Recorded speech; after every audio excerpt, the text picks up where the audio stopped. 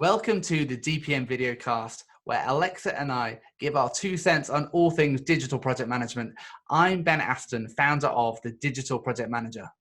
And I'm Alexa Alfonso. And today we are going to talk about content management, how we manage content on website projects. I know if you guys are working on website projects, getting content from clients can be incredibly tricky. And so I just want to talk about how we work with content, how we work with clients and content, how we get the content delivered in the right format at the right time so that we can get our website projects delivered. And we had a whole bunch of questions come in, so I want to answer some of those. And really where the question started off is, hey, can you give me some tips for getting clients to submit content? So the scenario is you've got a website, you've done the UX, the design for it, maybe you've even done the build for it and you still haven't got the content from the client and the project can't go live. Maybe you can't get paid because you're waiting for the client to deliver the content. So what do you do? So I think one of the things that I would say is when we're thinking about content, I think that the content is probably the most important part of the site. And I think we can sometimes get sidetracked by the fact that, hey, we're building this shell for the content and that can become the main goal and focus, when really I suggest that we should be adopting a content first approach. What we're building when we're building a website is not really the shell, it's the content. And so I think that my tips for kind of getting the client to submit the content is to make the content really important right from the start of the project. So getting a content strategy defined in the discovery phase of the project, I think is really important, so that we can define the requirements for the content and the copy before we actually UX or design anything.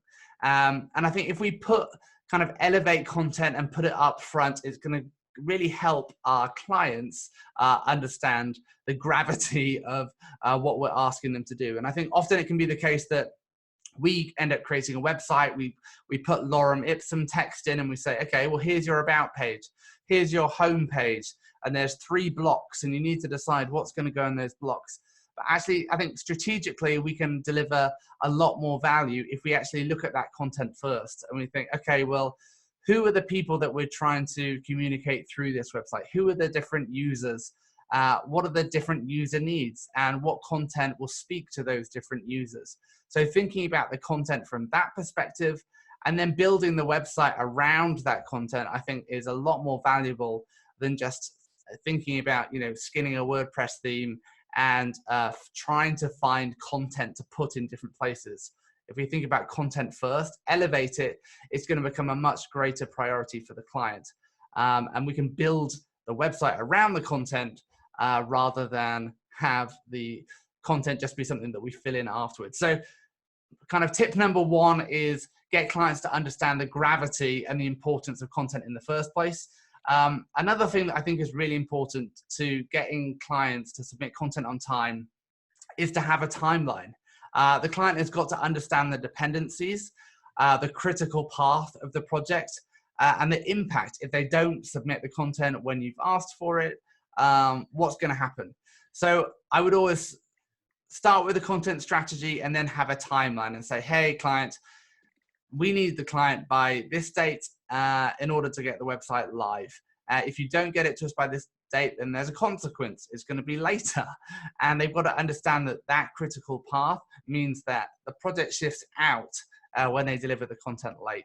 So having a really clear timeline is important. And what I would suggest is in that timeline, putting lots of checks and balances in. So put lots of milestones in so that you can track whether or not things are on track or not. So supposing you have a 5-page website and you have 5 weeks. Well, at the end of each week, we want a milestone that says, hey, you want to have completed 1 page of copy by week 1 and so on. So we need checks and balances in place so that we can keep the clients accountable and so that they don't stray too far off course. Because what can happen is that you get to the deadline and the client says, oh yeah, sorry, I haven't got to that yet. I'll do it over the weekend. And then the weekend happens, it comes and goes. And on Monday, they give you, 500 words, which is no good for anything. So keep them accountable by creating a timeline and by creating these milestones to keep them on track.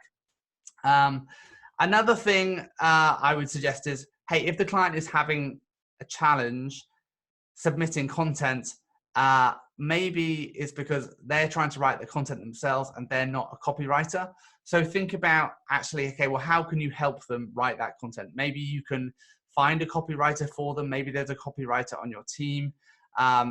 Maybe, maybe you can help them with that as well. But typically, if you're finding, hey, this client is really struggling to produce anything, maybe by the end of the first week, they haven't done anything, address that issue right away and say, hey, how are we going to make up the lost time that we've just lost a week? How are we going to make up that time and keep this on track? So keep the clients accountable. One thing I'll add to that, Ben, if you don't mind, is we go back to that side-by-side of Agile and Waterfall.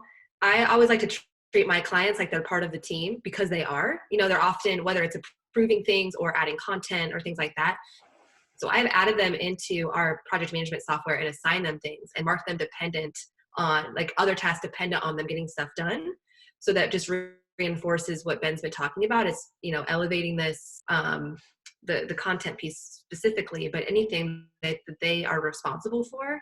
And then use your empathy to say, okay, things aren't getting done, instead of getting angry about it or ignoring it, which can be tempting sometimes, like, oh, they'll figure it out eventually, is just address it and find some creative ways to make sure that they understand the magnitude or offer up some creative solutions to get it done.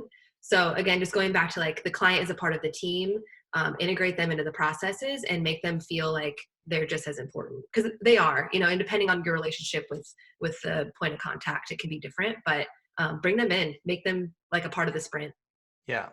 So one of the things that, one of the questions as well was, how do you get clients actually started? And I think it's one thing to do the strategy. It's one thing to create a timeline and checkpoints. But I love, Alexa, what you're saying about, let's get the clients engaged in the process. So how can we help the clients actually produce the content? Well, I think, first of all, that we can help create a really solid brief for the copy and help them understand, hey, I need this from you, and it needs to look like this, and it needs to be in this format. We can help them by creating tone of voice guidelines. We can create sample copy for them. We can give them all these artifacts that are going to help. But one thing that I found really useful in this situation is to co-create with them. And this is kind of goes back to what Alexa's talking about. Let's get them engaged in the project. One of the ways that we can do that is by having a workshop with them. And actually, we spend the day writing copy together. So get them in a room with you.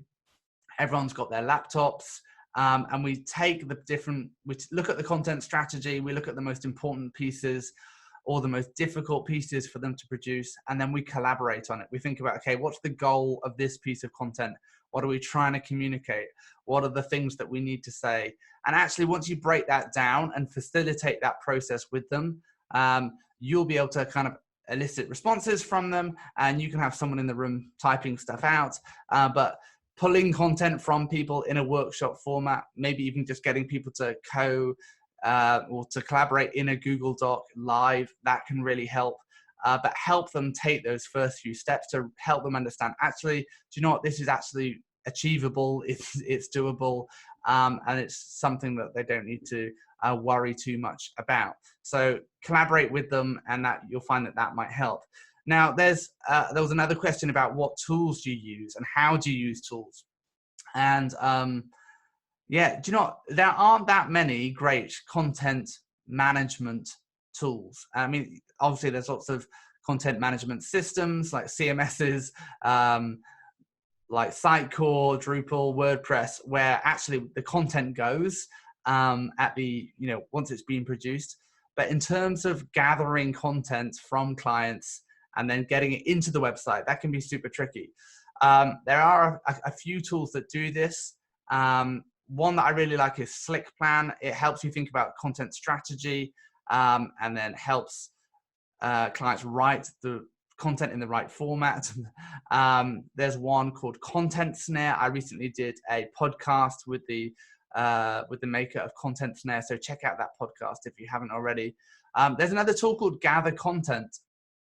This is a pretty full-featured tool, and it has integrations. I think it has integrations with WordPress and Drupal. So what you can do is you define all the content, the parameters for the content, you define the sitemap, the pages, and so you then kind of give the client, it's basically a form for them to fill out with all the copy. And it says, okay, this needs to be 300 words. This title needs to be no more than 100 characters. And by defining these things really carefully, it can make it easier for the client. But I've got to be honest, in my experience, most of the time, I've relied on Google Docs and spreadsheets. Spreadsheets are really, really useful. If you're talking about multilingual sites, spreadsheets are your best friend, and can be super, super powerful. But it kind of depends on the scenario and depends on the type of website you're building and your client as to what I'd suggest the right tool to use are. But Content Snare is great. SlickPlan, Gather Content are 3 tools that are worth looking at. But even things like Airtable as well can be super powerful.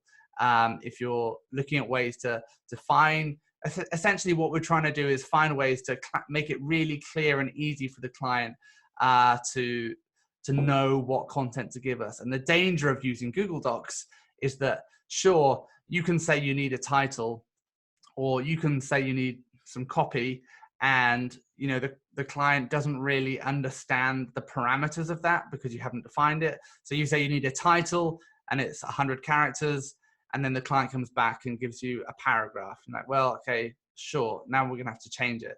So what you want to do is minimize the back and forth between what's required and what the client is producing. So defining things up front in briefs, defining things in the spreadsheet or in the Google Doc, whatever you're using to get the content from the client, I think is really important. And it's worth investing that time up front rather than kind of hoping for the best, saying, hey, can you just give us the content for the website? They send something back, you look at it and say, hey, this doesn't work. You send it back to them, and you just keep going back and forth, and you waste everybody's time. So invest the time up front in defining the content requirements, and you'll find it's a lot easier. There was another question around them saying, like, in terms of risk management, we're considering adding something to our proposals about an additional charge for large content delays. And I would say, yeah, absolutely. I think the client should be held accountable for giving you the assets that you need to deliver the project. And so if one of those is copy content, there should be consequences. Like, hey, if you don't deliver things as agreed by these milestones, then there's going to be an additional charge. The project's going to be delayed. The clients need to understand that there's some consequence if they don't meet their side of the bargain.